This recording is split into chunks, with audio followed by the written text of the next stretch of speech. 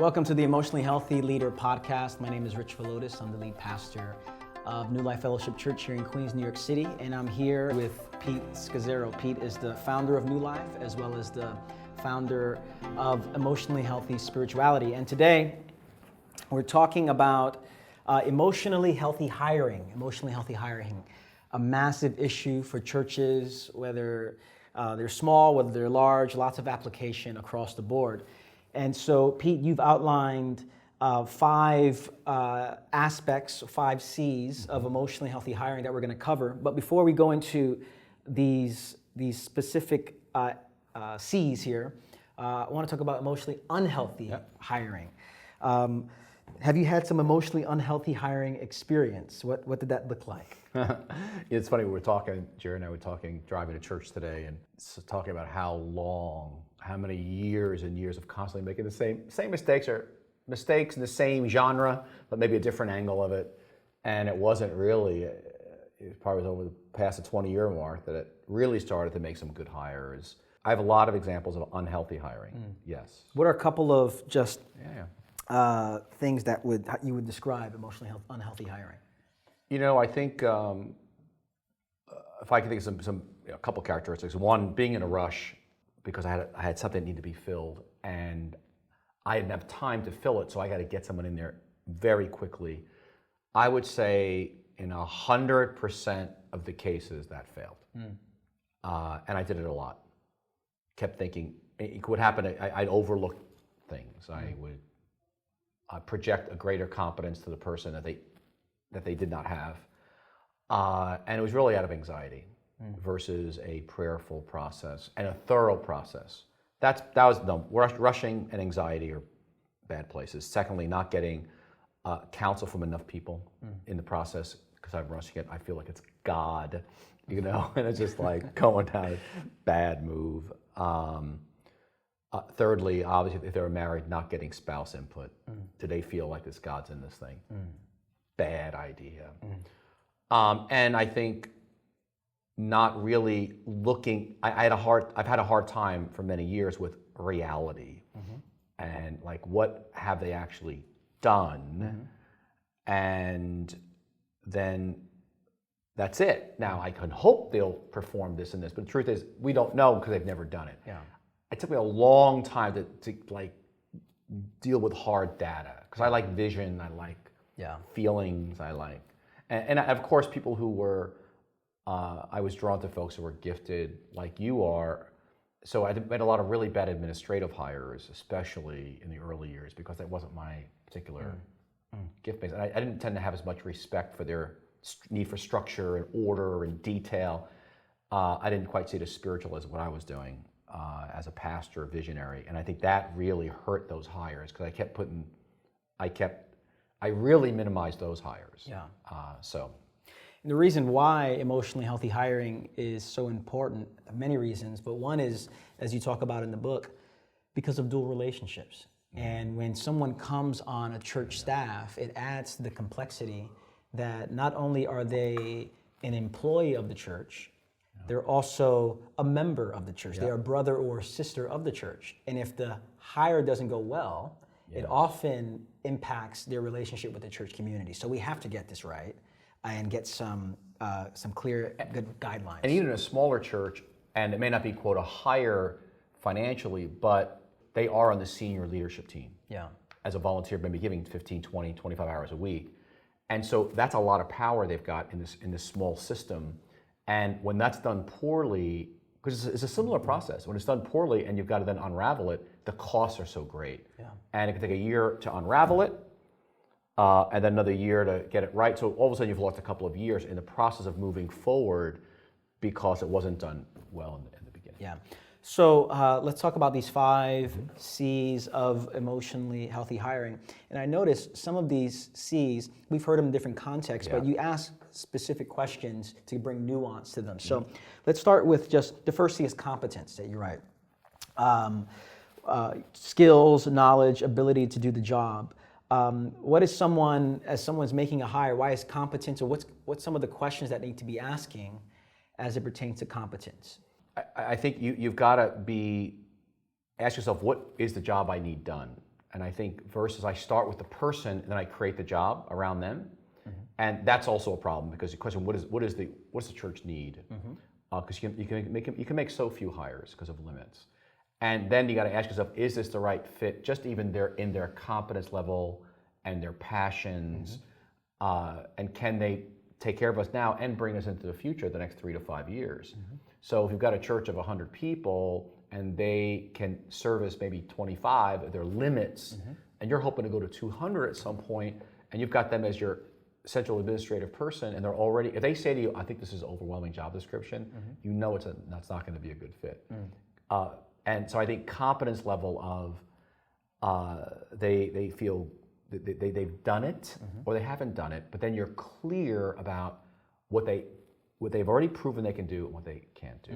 And we like to say, as much as possible, drive the car before you buy the car. So I find out, has the fit. You're always asking for the word fit. So even Lewis, who's videoing us right now, is now hired. You hired him on New Life Fellowship staff, but he was doing contract work for you and for EHS prior to the hire. So in a sense, we knew competence. We saw his work. Versus we had no idea. The second C is calling.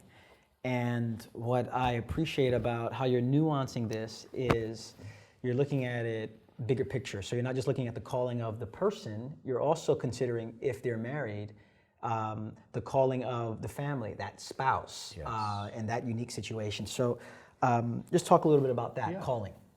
I don't think I think the spouse, they're one, if they are married, they're one flesh with someone.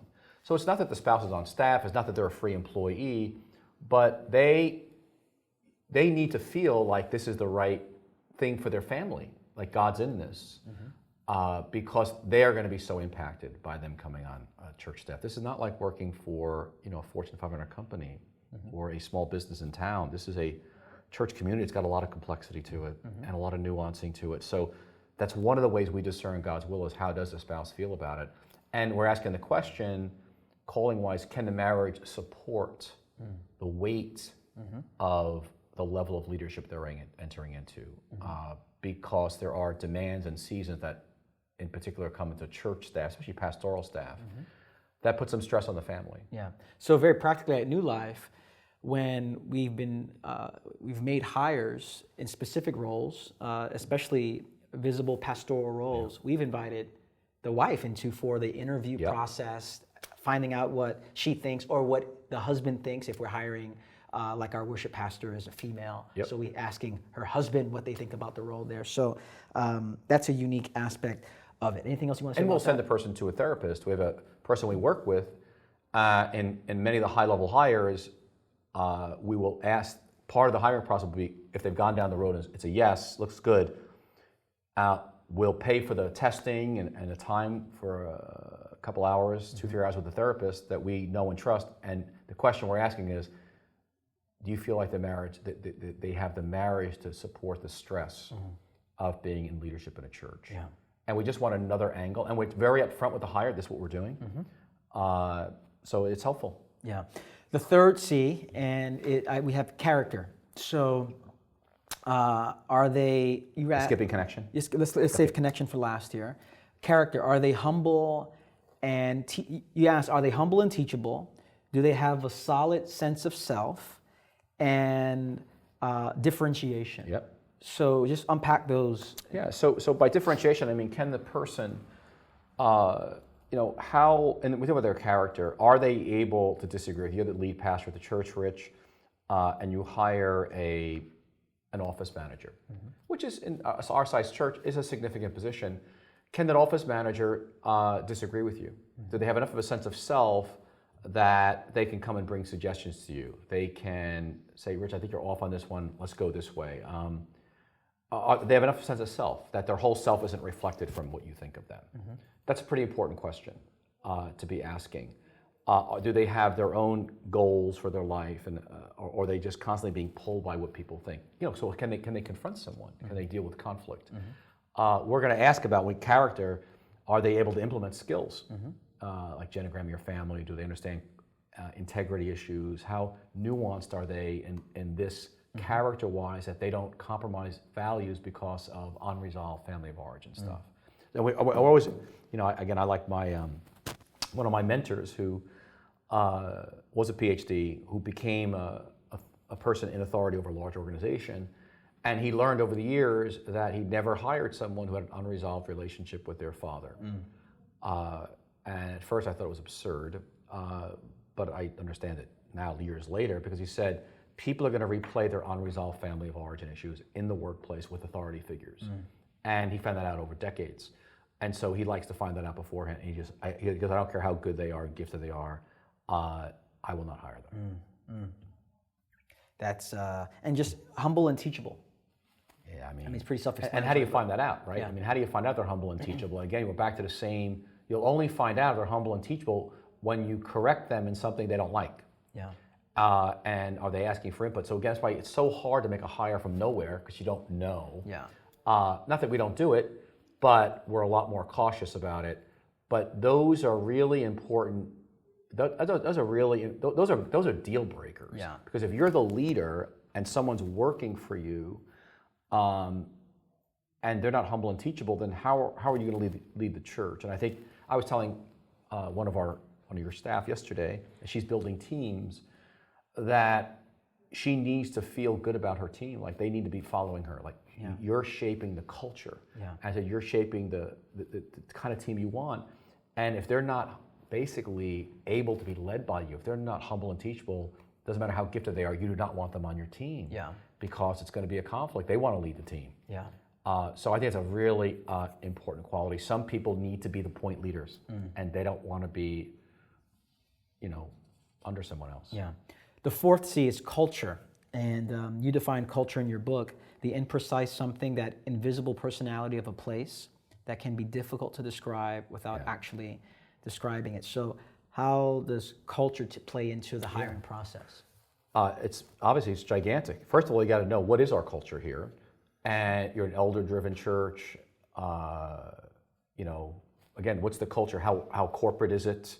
How loosey-goosey is it? In terms of hippie-ish, whatever. It's a traditional African-American church, a Spanish Pentecostal church with all these hot buttons you got to navigate. But you want to understand that what is the culture and do they fit? Now, in our culture at New Life Fellowship, we're obviously very committed to EHS. We're very committed to contemplative spirituality, very committed to the larger church. We have certain values. Reconciliation. My God, it's gigantic. So, but will you die on the hills die on the hill? And sometimes we don't know until we actually are there. You don't know until they're in the organization for a while. Do they really own our values? Yeah. I think what's interesting for us, when I came to New Life almost a decade ago, when I came on, if you can remember this, one of the values is monastic. Yeah.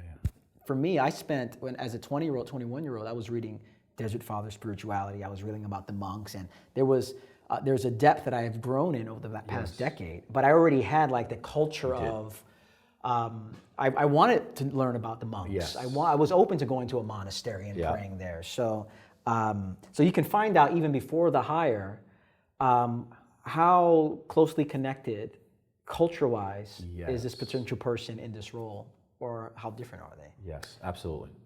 Lastly is connection. And I thought this was really interesting. Here are a couple of questions that you ask when discerning connection in a hire. And you say, how would you describe their expertise in intimacy and love? Are they emotionally open? Is it really the question, how do you experience them relationally? Unpack that for us, just connection. Do you feel felt by them? When you're with them, are they able to connect? Are they an I-thou relationship? Are they able to listen? Are they present? Or are they just doing machines? Sadly, if our God is the intimate one, 3 in 1, intimacy should be the core of our training, that we're able to be intimate with people, we're able to be loving with people. It's not the quality we generally are looking at when we're hiring. We don't put that in our competence list number 1. I think it's a massive miss because this issue of emotional openness, appropriate physical touch, healthy sexuality, especially if they're single, these are all critical issues, and I think often very much overlooked. So we're asking that question, are they able to be intimate? Are they vulnerable? Are they present? Do I feel felt by them? Are they very self-aware and they bring that to the other person? Or are they kind of projecting, teaching out of their gifts and abilities, especially leaders, can be some of the least connected people. Yeah. One last question here about risk.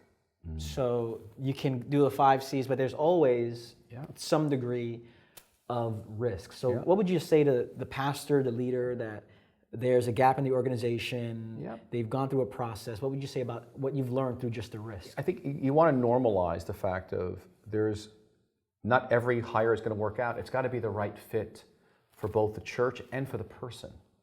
And in some ways, you really don't know until you're in it for a couple of years. And that fit may change as a church grows or declines.